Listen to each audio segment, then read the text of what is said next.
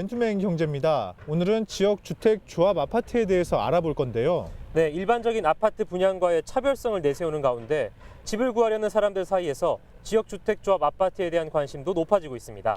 그럼 먼저 지역 주택 조합 아파트가 무엇인지 알아보겠습니다.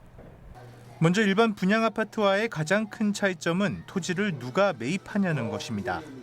일반 분양 아파트는 건설 회사 등이 부지를 매입하는 반면 조합 아파트의 토지 매입 주체는 조합입니다. 토지 매입 후에는 역시 조합이 시공사, 즉 건설 회사에 비용을 지불하고 아파트를 짓는 겁니다. 때문에 조합 아파트는 일반 분양 아파트에 비해 금융 비용이 상대적으로 적습니다. 또 실제 계약자인 조합원이 사업 주체이므로 마진을 남길 필요가 없어 분양가가 저렴하다는 것이 가장 큰 장점입니다. 시행사가 이윤을 못 갖고 가는 구조이기 때문에 어쨌든 저희는 업무 대행사고요. 시행사는 이 조합원분들이 한 분 한 분이 다 그 시행사 개념이기 때문에 본인들이 거기에서 갖고 오는 이익금을 다 줄이고 일반적인 땅값, 건축비, 마케팅 비용만 이 분양 그 조합원 모집가에 포함되어 있는 거죠. 그래서 분양가가 낮을 수밖에 없죠. 시세 차익을 보시는 거고. 내 집 마련을 원하는 소비자들의 관심 역시 높아지고 있습니다. 조합 아파트인데도 이 건설사가 괜찮았고요. 그다음에 이 만들어 놓은 모델하우스가 이게 끌리게 했고요. 그다음에 이제 지역적인 거. 이게 파주 쪽이 아니고 고향 서구 주소를 가지고 있다는 거. 그 세 가지예요. 네, 지역 주택 조합 아파트의 경우 일반 분양 아파트와 그 사업 추진 과정도 조금 다른데요. 어떤 차이점이 있는지 알아봤습니다. 일반 분양 아파트의 경우 토지 매입을 시작으로 시공사 선정과 사업 승인, 분양, 착공의 순으로 진행됩니다. 이와 달리 조합 아파트의 경우 조합원 모집이 가장 먼저 이루어집니다. 이후 토지 매입 등 일반적인 과정을 거치게 됩니다. 사업 시작 전 조합원을 모집하므로 분양 리스크가 적은 것은 장점. 하지만 이것이 꼭 원활한 사업 추진을 보장하는 것은 아닙니다. 토지 매입이나 시공사 선정 등이 연기돼 완공 시기가 예상보다 늦어질 가능성도 높습니다.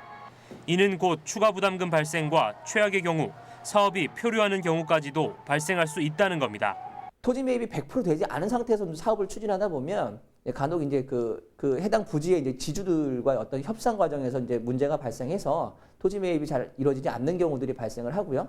그리고 이제 아파트를 지어야 되는 부지인데 그 안에 그 제대로 된 이제 건축 계획이라든가 이런 부분들, 원하는 어떤 가구수라든지 평형대라든지 이런 부분들을 구성하는 부분에 있어서 그 공법적인 부분에서 이제 허용이 안 되는 이런 그 토지들도 간건이 나오거든요. 그래서 이제 그러한 지역들 같은 경우는 이제 그런 것들을 다 풀고 나서 이제 사업을 해야 되다 보니까 사업이 좀 많이 지연되는 그런 부분들이 발생을 하고. 이번에는 지역 주택 조합 아파트를 구입할 때, 그러니까 조합원이 되고자 할 때 유의해야 될 점은 어떤 것이 있는지 전문가 이야기 들어보겠습니다. 100% 토지 매입이 다 됐다, 완료됐다라는 이제 부분들이 이제 가장 이제 좋습니다. 통상적으로. 왜냐하면 가장 큰 고비를 일단 첫 번째로 넘는 부분이고요. 그 해당 시행사가, 해당 법인이 그동안 어떤 사업들을 많이 했는지 이런 부분들 좀 사전에 좀 파악해 보시는 것도 좀 중요하겠고요. 그리고 이제 지자체에서 어떤 지역에서 그 조합원 모집을 하는데 이 땅이 제대로 아파트가 들어갈 수 있는 곳인지 해당 지역 지자체 공무원한테 그런 부분들도 확인해 보시는 것이 좋습니다. 2005년부터 지난해 상반기까지 전국에서 155개의 지역주택조합이 사업을 추진했습니다. 하지만 이 중 입주까지 완료된 곳은 20%에 불과합니다. 분양가가 저렴한 만큼 리스크도 존재하니까 조합원이 되시려는 분들 이런 부분 꼼꼼히 챙겨보시길 바랍니다. 이상 맨투맨 경제였습니다.